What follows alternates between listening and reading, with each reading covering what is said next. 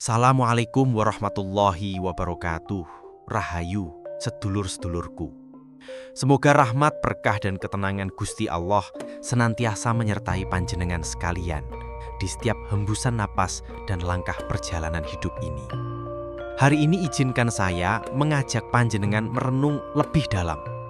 Bukan sekadar merenung biasa, tapi sebuah introspeksi tajam yang menyentuh akar jiwa. Kita akan membahas perjalanan paling esensial dalam kehidupan manusia, perjalanan mencari Sang Pencipta, Gusti Allah yang Maha Esa. Perjalanan yang sayangnya seringkali kita jalani dengan mata tertutup, sehingga terasa begitu panjang, melelahkan, dan penuh kegelapan. Mengapa? Karena kita sering salah arah, salah alamat, dan akhirnya tersesat dalam labirin persepsi kita sendiri. Kita salah alamat dalam mencari Tuhan, filsafat Jawa, dan spiritualitas Islam.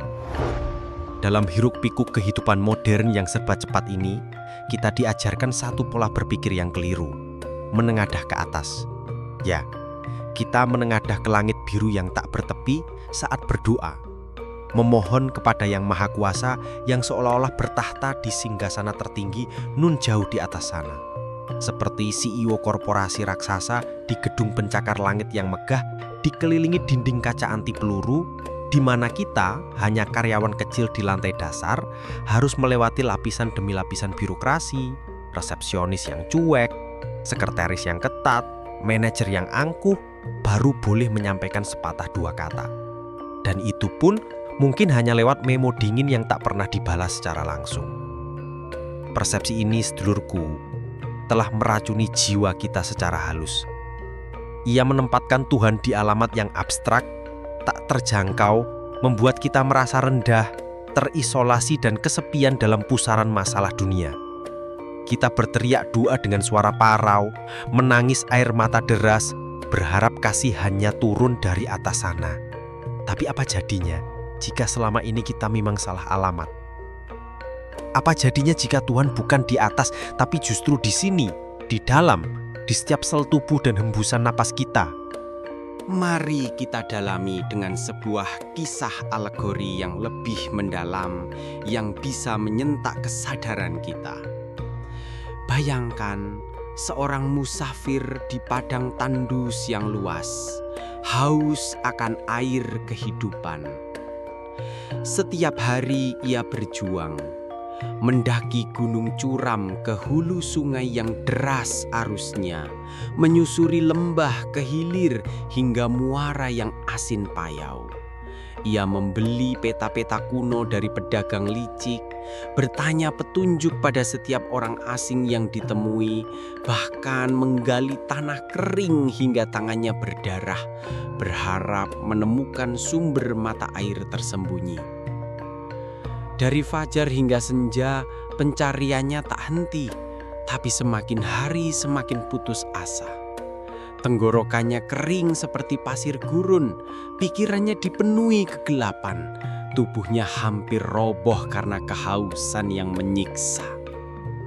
Akhirnya, dalam kelelahan yang memuncak, ia menunduk lesu, menatap tanah di antara kakinya yang berdebu.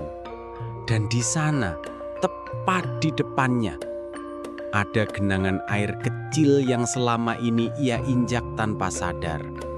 Di genangan itu terpantul wajahnya sendiri, lelah, kusut, tapi penuh potensi. Air itu berbisik pelan. "Aku ada di mana-mana, Nak. Mengapa engkau mencari begitu jauh? Aku ada dalam setiap langkahmu, dalam setiap tetes keringatmu. Kamu hanya perlu menunduk, melihat ke dalam dan menyadari." Kisah ini bukan sekadar dongeng, sedulur. Ia mencerminkan kondisi kita dalam mencari Tuhan. Kita sibuk mencarinya di masjid-masjid megah, di ritual-ritual formal yang kadang terasa hampa, di waktu-waktu khusus seperti malam Jumat atau bulan Ramadan, atau bahkan di buku-buku tebal dan ceramah panjang. Padahal kebijaksanaan leluhur Jawa kita yang harmonis dengan ajaran Islam menawarkan pandangan yang jauh lebih mendalam dan intim. Mereka mengajarkan bahwa Gusti Allah atau Sang Hyang Widiwasa bukanlah entitas terpisah yang duduk jauh seperti sutradara teater yang memberi aba-aba dari belakang panggung. Tidak, beliau adalah dalang yang menyatu dengan wayang-wayangnya. Dalam seni wayang kulit, dalang bukan sekadar penggerak, ia adalah nafas, ruh, dan cerita itu sendiri. Gerak wayang adalah gerak dalang, suara wayang adalah suara dalang. Tanpa dalang, wayang hanyalah kulit mati tanpa makna. Ini adalah filosofi Sangkan Paraning Dumadi. Dari mana asal kita dan kemana tujuan kita. Manusia, alam, dan segala ciptaan bukan entitas asing yang berjuang sendirian mencari Tuhan. Kita adalah manifestasi langsung darinya. Seperti yang diajarkan dalam Al-Quran surat Al-Baqarah ayat 115. Kemana saja kamu menghadap, disitulah wajah Allah. Kita datang darinya, hidup di dalamnya, dan kembali kepadanya. Bagaimana mungkin terpisah? Bagaimana mungkin dia jauh? Lihat saja para petani di pedesaan Jawa yang sederhana, yang kita sering abaikan kebijaksanaannya. Saat mereka menyabit padi emas di sawah, menebar benih di tanah basah, atau merawat tanaman hijau di bawah terik matahari, mereka tak pernah merasa sendirian. Mereka sadar bahwa kekuatan di tangan mereka, ketekunan di bahu mereka adalah kersaning Allah, kehendak, rahmat, dan izinnya yang mengalir tanpa henti. Setiap hembusan angin yang menyegarkan, setiap tetes hujan yang membasahi tanah, setiap detak jantung yang ritmis adalah kode ilahi yang berulang. Aku ada di sini di setiap momenmu. Seperti yang disebutkan dalam hadits qudsi, aku lebih dekat kepadamu daripada urat lehermu sendiri. Tuhan bukan alamat pos yang harus dikirim surat panjang. Dia adalah realitas terdekat, lebih intim dari pikiran yang melintas di benak kita, lebih dekat dari darah yang mengalir di pembuluh kita. Lalu mengapa kita masih tak merasakan kehadirannya? Mengapa Tuhan terasa jauh, sulit digapai, dan sering diam seperti tak peduli? Jawabannya tajam dan menyakitkan, sedulur. Karena kita tertutup rapat oleh tembok ego dan duniawi. Tembok itu dibangun dari jutaan keinginan tak terkendali, harta, jabatan, pujian yang membuat kita lupa diri. Ego berteriak, ini milikku, aku yang berkuasa, aku yang hebat. Kesibukan tanpa jeda, dari scroll media sosial hingga meeting tak berujung, menutup telinga batin kita. Kita seperti cermin jernih yang seharusnya memantulkan cahaya ilahi yang selalu menyinari, tapi kini dilapisi debu tebal. Debu nafsu amarah, keserakahan, iri hati, dan kegelisahan. Cahaya itu ada, tapi pantulannya tak terlihat karena debu itu menghalangi. Seperti kata Rumi, sufi besar, apa yang kau cari ada di dalam dirimu. Jangan cari di luar. Solusinya bukan meninggalkan ibadah formal, tapi melengkapinya dengan laku batin yang mendalam seperti yang ditinggalkan leluhur kita. Pertama, rilo, rela dan ikhlas melepas. Lepaskan ikatan kepemilikan duniawi, sadari bahwa segalanya hanyalah titipan. Termasuk ego yang sering menyombongkan diri. Rila, bukan menyerah, tapi membebaskan jiwa untuk melihat kebenaran telanjang. Kedua, nrimo, menerima dengan dada lapang. Bukan pasrah buta, tapi pemahaman mendalam bahwa ada rencana ilahi yang lebih agung daripada akal kita yang terbatas. Setiap suka duka adalah pelajaran, seperti ujian yang membentuk emas dari lumpur.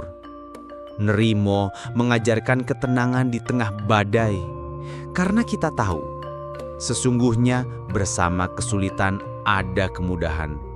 Al-Insyirah ayat 5-6. Ketiga, Topobroto, latihan pengendalian diri yang konsisten.